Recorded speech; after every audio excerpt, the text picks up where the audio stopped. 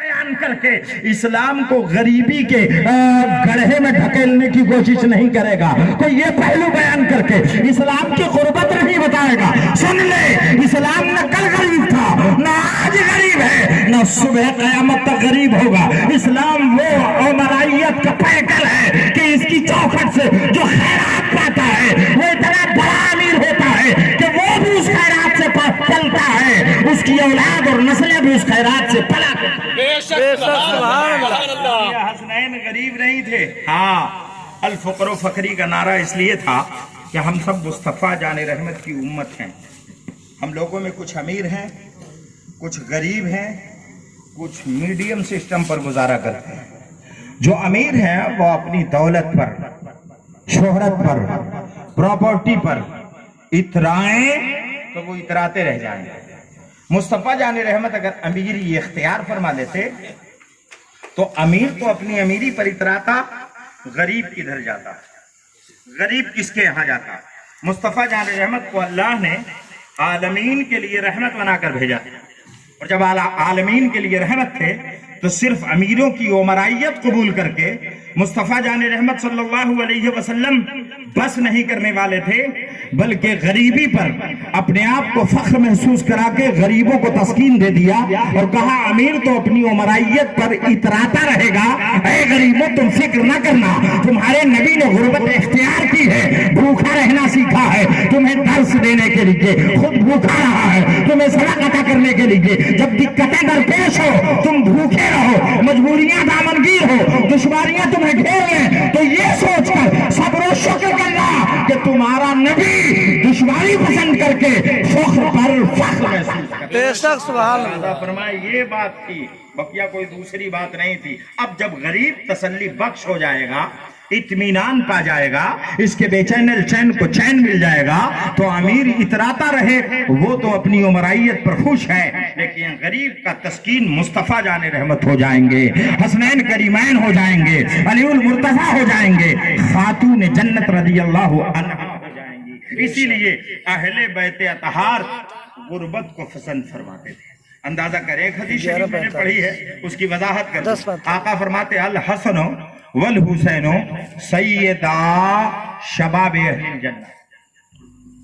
ترجمہ ہوتا ہے حسن و حسین جنتی نوجوانوں کے سردار ہیں.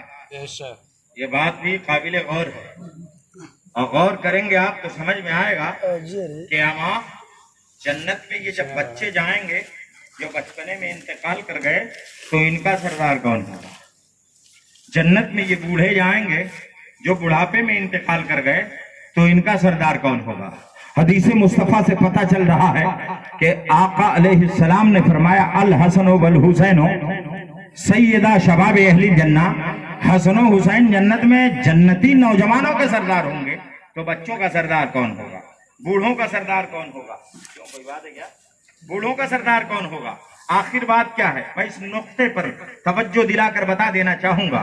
یہ میرے رب کی عطا ہے. نگاہ نبوت ملاحظہ کر رہی تھی کہ جنت میں کوئی بوڑھا نہیں جائے گا, جنت میں کوئی بچہ نہیں جائے گا. یا رسول اللہ کیوں, بچے جو انتقال کر گئے وہ جنت میں نہیں جائیں گے, بوڑھا جو انتقال کر گیا وہ جنت میں نہیں جائے گا. تو آقا فرمائیں گے عمر فاروق امجدی لوگوں کو بتا دے, جنت میں جاتے وقت اللہ تعالیٰ انٹرنیشنل جوانی عطا فرما کر جنت میں داخل فرمائے گا. 18 سال کی کریئر جوانی ہر ایک کو عطا کی جائے گی جو جنت میں داخل ہوگا. بوڑھا بڑھاپے میں مرے گا تب بھی جوان کر دیا جائے گا, بچہ بچپنے میں انتقال کرے گا تب بھی جوان کر دیا جائے گا, اور جوانی دے کر انہیں جنت میں بھیجا جائے گا. صرف جنت میں جانے والی ایک ایسی خاتون ہوں گی جو بڑھاپے کی زد سے لت پت ہوں گی, وہ صرف زلیخا ہیں. زلیخا کی جنتی جوانی کو اللہ نے یوسف کے لیے زمین پر لوٹان دیا تھا, اس لیے وہ بڑھاپے کی حالت میں ہی جنت میں جائیں گی. بقیہ انتقال کرنے والا بوڑھا ہوگا, بچہ ہوگا, جوان ہوگا, ادھیڑ ہوگا, اس سے غرض نہیں ہے. جب جنت میں جائے گا تو جوان ہی ہوگا. اسی لیے میں نے کہا میرا حسن بھی میرا حسین بھی جنتی نوجوانوں کے سردار ہیں.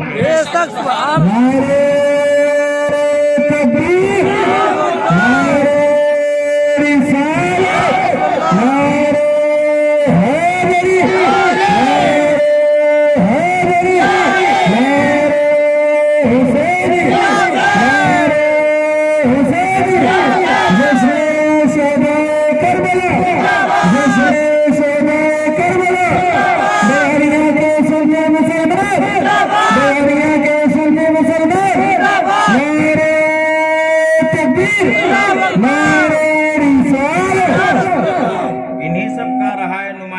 میرے رب نے کہا قل لا اسألکم علیہ اجرن الا المودۃ فی القربا، محبوب لوگوں سے کہہ دیجئے ہم تبلیغ دین کے صلے میں تم سے کچھ مطالبہ نہیں کرتے، مگر ہاں میری عطرت سے، میری اولاد سے، میری اہل بیت سے محبت رکھنا۔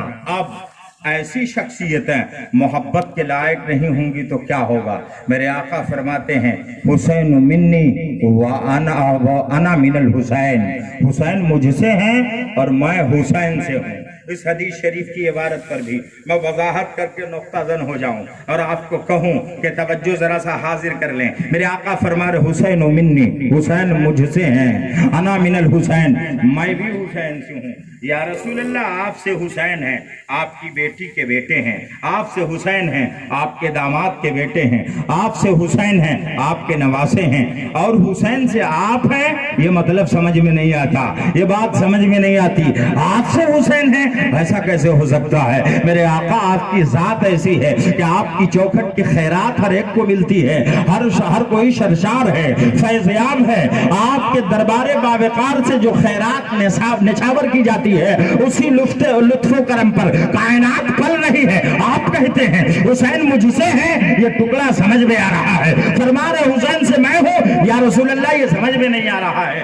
آقا ارشاد فرمائیں گے عمر فاروق امجدی لوگوں کو بتا دے میں حسین سے کیسے ہوں، سن میرا قرآن، میرا اسلام، میرا اصول، میرا قانون، یہ نمازیں، یہ روزے، یہ حج، یہ زکاتیں، جو کچھ بھی میں چھوڑ کر اپنی امت کے لیے جاؤں گا اس پر میل بیٹھ جائے گا، گرد و غبار سے اٹ جائیں گے، لوگ اسے مٹانے کی کوشش کریں گے، زنا عام ہو جائے گا، شراب نوشی کی ڈھکیل کی ریل میں لوگ بہنے لگیں گے، حالات خراب ہو جائیں گے، اسلام کے اصولوں پر عمل کرنا دشوار ہوگا۔ تب میرا حسین مکہ المکرمہ سے اس وادی کرب و بلا میں جا کر نینما کی تپتی ریت میں پہنچ کر ایک ایسا خط امتیاز کھینچے گا جسے ساری کائنات سمجھ جائے گی، جس سے اس کا مقابلہ ہوگا وہ بھی دیندار ہوگا، اذانیں سنتا اور عمل کرتا ہوگا، نمازیں پڑھتا ہوگا، مگر حق پر میرا حسین اس لیے ہوگا کہ وہ تمام مسائل دینیا کے گرد و غبار کو ہٹا کر اسے اجاگر کر کے پیش کرے گا، اور جب وہ اسلام کے اصولوں کو اجاگر کر دے گا تو اسلام کا اصول حسین کی وجہ سے اجاگر ہوگا۔ اس لیے میں نے کہا حسین سے میں بھی ہوں، انا حسین تو مجھ سے ہے، اسلام کی اصولیں حسین سے اجاگر ہوں گی، اس لیے حسین مجھ سے ہے تو میں حسین توجہ دیجئے، نبی اکرم نور مجسم علیہ تحیت و ثنا کی باعظمت بارگاہ سے یہ جو دو دریا بہا ہے جسے حسنین کریمین کہتے ہیں، حسن و حسین کہتے ہیں، ان کی عظمتوں کا جواب نہیں ہے۔ اللہ رب العزت نے انہیں پاور بھی دیا تھا، اصول بھی عطا کیا تھا، عشق رسالت سے بھی شرشار فرمایا تھا، علم دین نبویہ پر آگاہی بھی عطا فرمائی تھی، اور میرے اللہ کریم نے بہت سارے درجات عطا فرمائے تھے۔ عرض کروں اور کہہ جاؤں، ایک واقعہ لوگوں کے بیچ گردش کرتا رہتا ہے کہ مصطفیٰ جان رحمت صلی اللہ علیہ وسلم حالت نماز میں رہا کرتے تھے تو بسا اوقات امام حسن آتے تو آپ کی رکوع کے حالت میں نچلے حصے سے گزر جایا کرتے تھے، بسا اوقات آپ سجدے میں ہوتے، امام حسن آتے اور آپ کی پیٹھ پر بیٹھ جایا کرتے تھے، حالانکہ سجدے میں جانے کے بعد سجدے اور رکوع کی تشبیہ بندے کو حق ہے وہ جتنا لمبا چاہے اتنا پڑھ لے۔ کچھ لوگ سبحان ربی الاعلیٰ کو 3 بار پڑھ لیتے ہیں، کچھ لوگ 5 بار پڑھتے ہیں اور کچھ لوگ 7 بار پڑھتے ہیں، مگر مجھے اس زمانے میں کوئی ایسا تقوی شعار نظر نہیں آتا کہ وہ سبحان ربی الاعلیٰ کو 25 بار بھی سجدے میں پڑھتا ہو۔ وہ گھبرا جاتا ہے اتنا لمبا سجدہ کہاں سے کریں گے، اتنی بار ہم سبحان ربی الاعلیٰ کیسے پڑھیں گے۔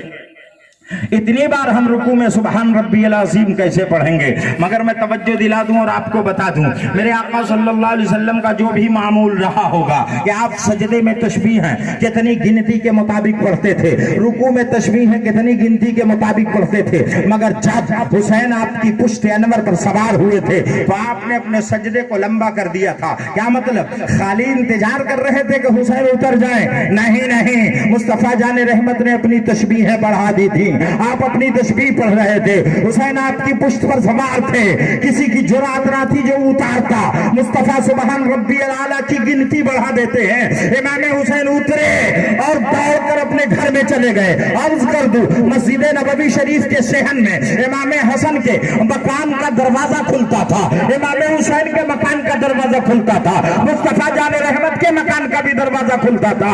ऐसे मकानदार ये लोग थे जिनके दरवाजे सहने मस्जिद नबवी में खुला करते थे। अमा कितने बामुअज़्ज़त थे। अब भाग कर अपने घर गए, अपनी अम्मी साहिबा की गोद में बैठ गए और हजरत इमाम हुसैन कहते हैं, अम्मी जान अभी अभी मैं मस्जिद नबवी शरीफ में गया, नाना जान नमाज पढ़ रहे थे, मैं उनकी पीठ पर बैठ गया था, काफी देर तक बैठा रहा, फिर उठकर आ रहा हूँ। हजरत फातिमा ज़हरा की आंखें खुल गईं, इरशाद फरमाती, बेटा तुमने अच्छा नहीं किया, हालत नमाज में भला नमाजी के पुष्ट पर बैठना ये दुरुस्त है क्या?